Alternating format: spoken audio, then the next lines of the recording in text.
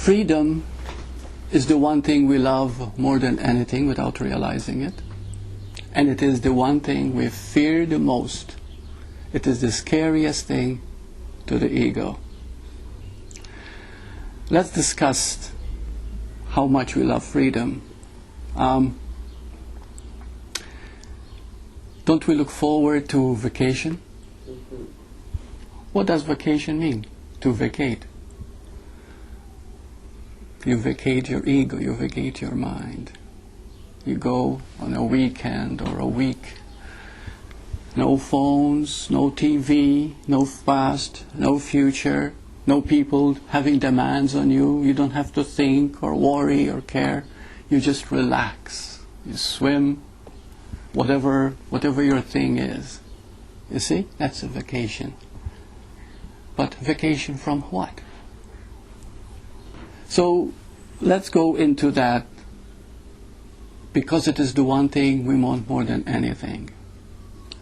In all great teachings, liberation is the epitome of mastership, of enlightenment. If a person said to be awakened, if they're not free, they're not awakened. So, now why do we fear it so much? Because it has no qualities. You see? For example, is joy a quality? Feel it out. Think out when a child is born, 1 or 2 years, they haven't got qualities yet. They're just there, empty, and in that emptiness, they're qualityless. So they have joy. This is one thing that the mind can't understand. See, when you're totally empty, you're joyous, you're blissful, you're Sachitananda. You see? That's freedom. You're not judging, you're not concerned, you're free from worry, you're free from controlling anything. That is the gist of freedom. A lack of quality, and I'd like to go into it. As a matter of fact, I have a few emails that people have asked, and what I'm covering here will answer those questions. Now, how can we become free? You can't. Why can't we? Because any effort you make to be free is telling yourself you're not free. And on the other hand, too, any effort you make is your ego trying to get rid of your ego. So why is it so scary then? The freedom, the scariest thing there is, to the ego, of course. Okay? Because when you experience it, it's the greatest thing there is. It is scary because freedom means, listen to this, freedom means freedom from you. When you worry, who is it that worries? You. Self. Yeah, you. When you're angry, who is angry? Self. You. When you're resentful towards someone or something, who's resentful? You. When you don't sleep at night, basing it on whatever, whatever the reason is, and you're restless, it is you who's restless. No matter what happens, it is you that makes it happen. Now, freedom is freedom from you. And that's what is called true freedom. That's what is called self-realization. Capital S, self-realization. Okay? So that is the now, can we be free? Can you be free from you? You cannot attempt to do it because the very attempt is the ego trying to get rid of the ego, which is of course impossible. But there is a way. And Bhagavan Ramana Maharshi gave us, who am I? That is the most beautiful inquiry. Who am I? Now when you ask who am I, there is one thing you can be sure of. You won't have an answer. Oh, in the beginning you'll say, I am the body, I am my past, I am my name, I am Burt, I've done this and I've done that, this is who I am. But essentially, all that comes and goes, comes and goes. And anything that's impermanent cannot be real, because what is real is lasting. We know that, right? So what is lasting about you right now? You see? And you'll find that what is lasting about you is something that cannot be named, cannot be defined, cannot be explained, and cannot be known by your mind. So, Nisargadatta and all the great masters said, work from the premise of elimination, process of elimination. Find out what you are not. You see? You are not your name, because you can be a name and still be you.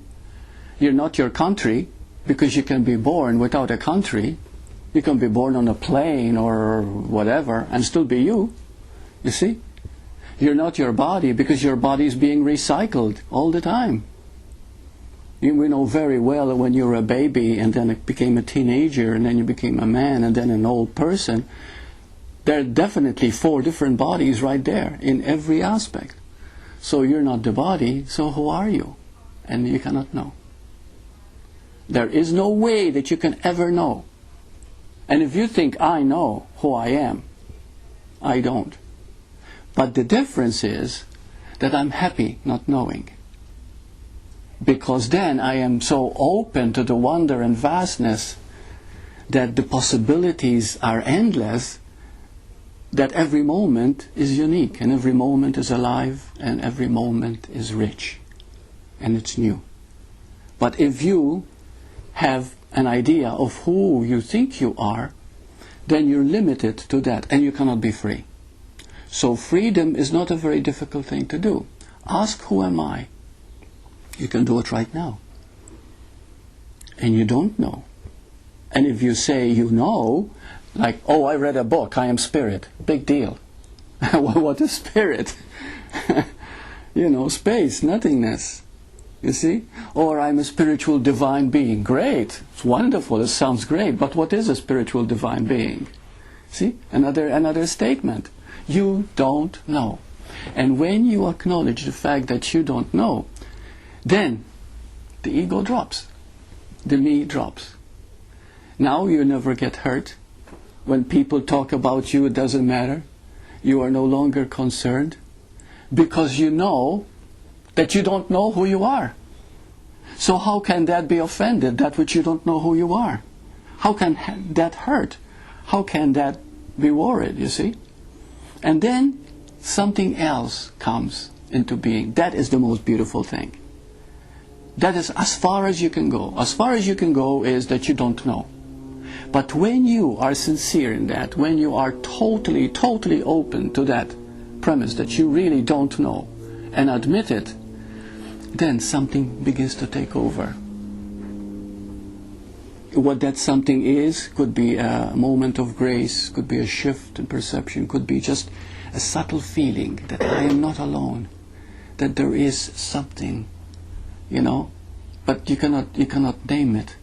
It's something very beautiful, very divine. Just you feel that peace, you feel that joy. And this is one thing that most people miss. They become very dry. They read a lot of books, and it's valid to read books, especially of great masters. They do a lot of practice, maybe meditation, maybe prayer, but that does not awaken you by itself. What awakens you is dropping the self, is dropping the ego. And dropping the ego, and that's why Bhagavan Ramana Maharshi says, you don't need to do anything. Just inquire, who am I? And when you are sincere and dedicated to that, you'll find there is no one there, there is no me there. And yeah, it's a little shock in the beginning, it's a little frightening. But the moment you accept it, the moment you completely embrace it, an automatic joy starts to come. For no reason at all, it just comes. A feeling of lightness, yeah. What does it